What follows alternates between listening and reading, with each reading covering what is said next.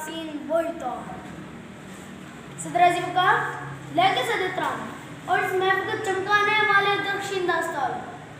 आज जो मौजूद ज़ीनत सुखन बना है उसे अल्फाज की दिलकश माला में परो दिया जाए तो कुछ यूं बनता है। सीरत रसूल अरबी सल्लल्लाहु अलैहि वसल्लम। समीन मोहतरम, दुनिया में ऐसा कोई इंसान पैदा नहीं हुआ जिसने अपने दावे की सदाकत के लिए अपनी जिंदगी को दलील बनाकर पेश करे।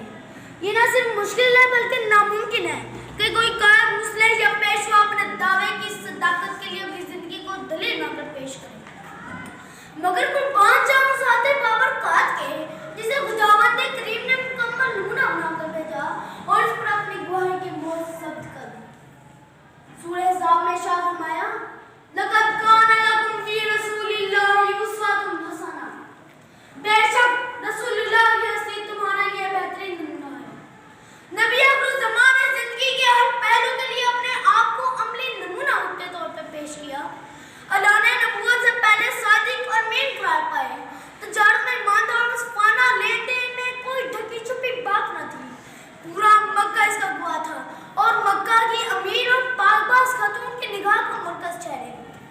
और में शबाब में पाकबाजी के जिंदा मज़ाक थे, ईमानतों में अमीन थे, झगड़ों में ज़ामिन थे, यतीमों के वाली थे, गुलामों के मौला थे, लहूलुहानों का भी दुआ गो थे, शब अबी तालिब में सब्र का पैगर थे।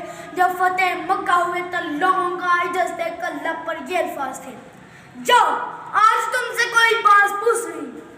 तारीख अगर ढूंढेगी सानिए मोहम्मद, तारीख अगर ढूंढेगी सानिए मोहम्मद, सानी तो बड़ी चीज है साया ना मिलेगा। मैं आज तारीख ये सवाल करता हूँ कि अगर मोहम्मद का नूर ना होता तो जहालत का अंधेरा किस तरह का फूल होता। बेसहारों की दस्तगीरी कौन करता, हजरत रुमाओं की हजरत रुपाई कौन करता, गुलामों को इसकी जिंदगी का ढंग कौन सिखाता, औरतों को इसका मुकाम कौन देता, एहतराम इंसानियत कौन सिखाता। मगर चश्मे आलम ने यह मंजर भी देखा कि कान की आन में काया पलट गई। सदियों से जारी जंग खत्म हो गई, खून के प्यासे भाई भाई बन गए। जिस तरफ चश्मे मोहम्मद के इशारे हो गए, जिस तरफ चश्मे मोहम्मद के इशारे हो गए, जितने जर्रे सामने आए सितारे हो गए।